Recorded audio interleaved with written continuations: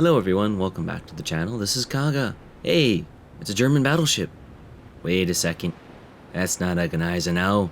That's a Bismarck. Yep, this is the first Bismarck video that's gonna go up on the channel.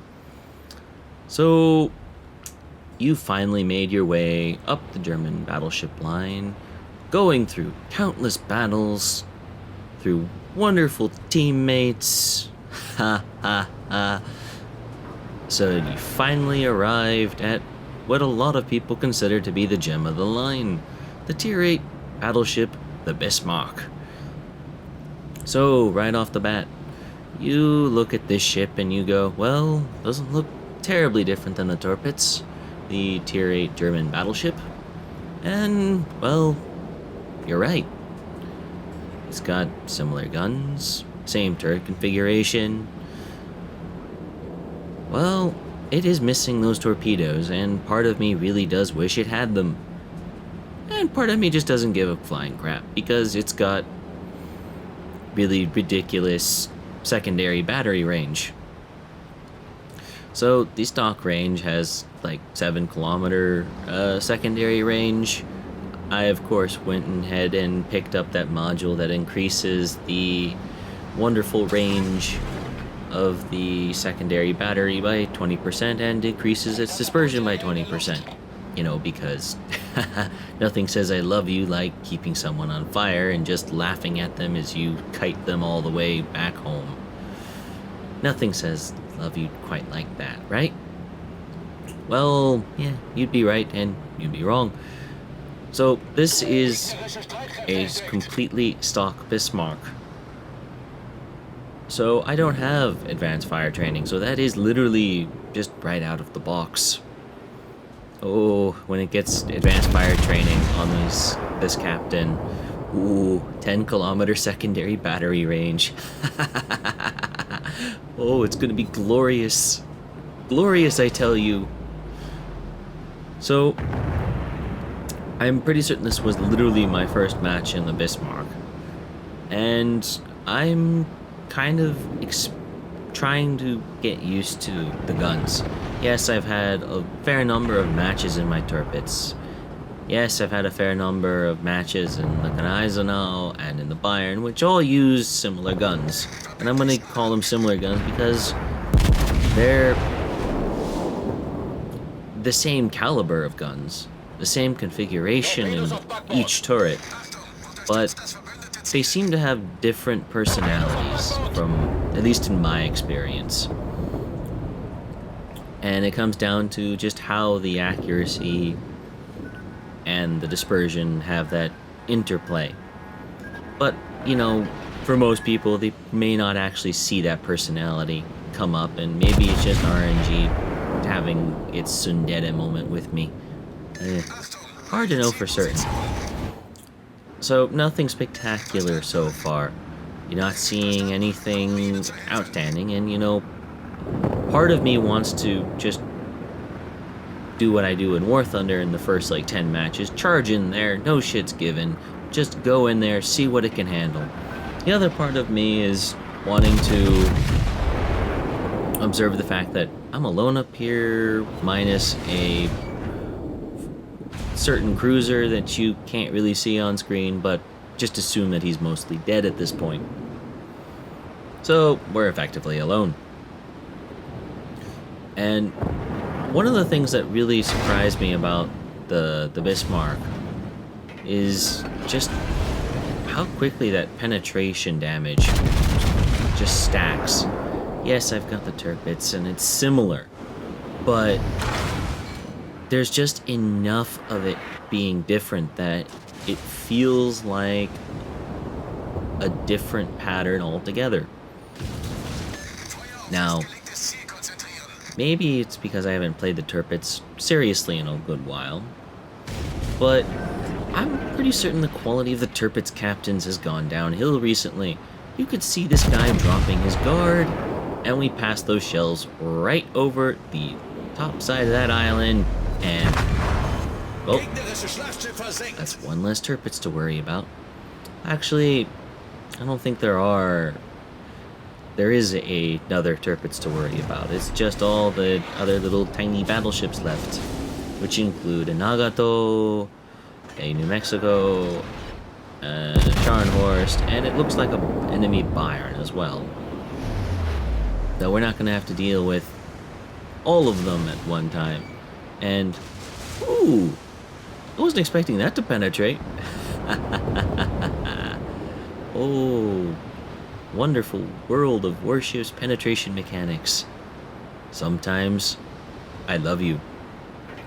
Except when that type of penetration happens to me, then I hate you. Oh, RNG, you're going to just do this to me all the time. And, I guess I should expect that. I mean, these are battleship caliber guns, battleship RNG, and it does it again. I guess the Sigma value is respectable on the Bismarck.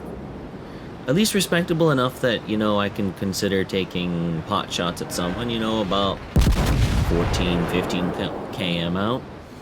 Unlike with the Gneisenau, where if you were outside of 12 kilometers, you probably were not going to start dealing the 13,000 damage in just penetration hits. Which is, unless you happen to get, that one lucky Citadel in there. Which isn't as likely with the Gneisenau because you only have 6 guns instead of 8 guns. And just going off basic laws of probability, the more guns you have, the more dice throws you get, the more likely you are to actually pull up a nice result and get that Citadel. That Citadel. Apparently, I am having all kinds of wonderful issues trying to enunciate English at 3 in the morning. Well, little wonder, right? This is the normal time that I sleep, but you know what? I felt like getting a video up and, well, maybe it was just past time to get that Bismarck video up. Or I should say this Bismarck video up. I've been thinking about it for a little while. Really, cruiser? Armor piercing at that angle and that range? Please. Struggle in vain. Now I say this, and I know that when I say this, RNG hates me. It hates me. Now, part of that shot cluster was just badly placed, and I admit that.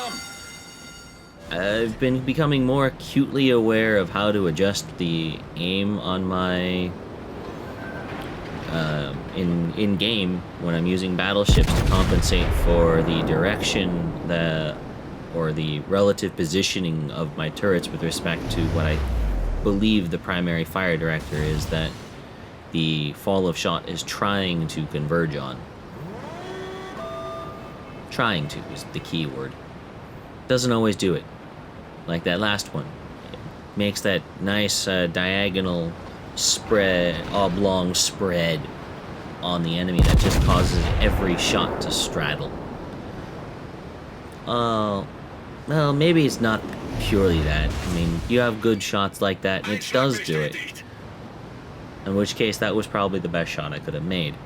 But when you get those really long, elongated, like almost like American football shaped dispersion patterns planted perpendicularly on an enemy hull, you need to do some adjustment to compensate for that positioning of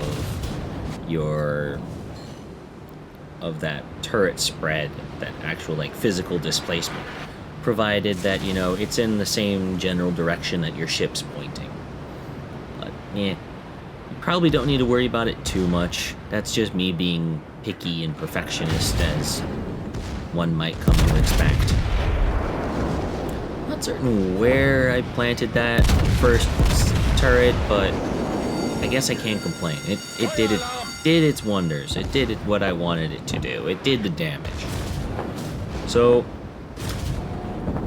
other things to be mindful of with your Bismarck. And I'm going to tell you right now, I'm going in for the ram. I'm going in for the ram because I'm not getting out of this alive. Why not? things to note about your stock Bismarck. You don't need to research the hull to get the hydroacoustics in the same way that you need to do some research in like the Russian cruiser line to get the radar consumable on a few ships, or these planes on some of the cruisers. That's just there at the beginning. I recommend just bringing the fighter because, you know, it's persistent, and, you know, all intents and purposes, that means that if you time it right, you have, for every, what's it, 118 seconds plus, you know, about 3 minutes. Oh, that's almost like for every 5 minutes you have of coverage against torpedoes, you have 1 minute downtime. And you can kind of position that 1 minute of cooldown between both of them so that you can minimize your exposure to destroyers when you absolutely need to. But that is assuming it doesn't get shut down, you know, the plane. All kinds of goodness. So, I like this ship. This being like, if not the first, or one of the first matches I had in the Bismarck. I love this ship. I love it. It is worth it. It is worth it. Most of the matches I've had in this ship do tend to punch towards that 100,000 damage mark. And, oh, yes. Yes, yes, yes, yes. I need to search for some of the other matches I've had where I get thrust into higher tier matches just to show that off too. Oh, please, please. Oh, please. This ship, just wonderful up there. I recommend it. It is worth the grind. You can, right now, my recommended research on this, and I'm going to talk about a little bit, is you notice then throughout this replay that it was a little sluggish on the controls. I do recommend getting the rudder shift time upgrade. I also recommend prioritizing the B hull on this ship first, because it drops your rudder shift time to just around like 12.5 seconds, which is a vast improvement over the unupgraded like almost 21-second shift time. Oh god, that is painful to deal with. I do not recommend that, keeping that for very long. And if you have matches like this, you know, even without premium, it won't take you long to get that 52,000 experience that's needed for the B hull upgrade. And the ship's fast enough. It's got reasonable firing range. You can work with it. So for those reasons, I recommend the B hull, and then, you know, do as you please. Whichever one seems to be causing you the most trouble, whether it be the firing range, or the speed, which gets you up to 31 knots after the upgrade. Both are something that is worthwhile. It depends on your experience. Have fun with it. So, thank you for having bared with me for this very interesting Friday video. I hope to see you all around the channel again on Monday. We will resume more programming, more World of Warships, you know, the good stuff. I expect maybe another War Thunder video or two, and of course, I did promise this. There will be some videos from the community featuring some replays and whatnot. That is to come early next week. Look forward to that. Have a good weekend, and happy gaming.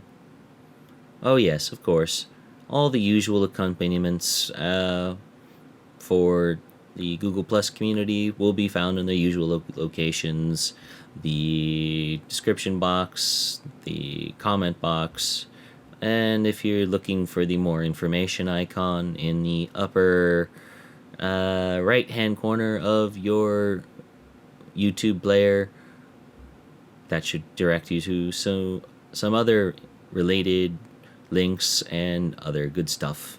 So please keep a lookout for that. I hope you enjoyed today's video. Again, thank you for bearing with me.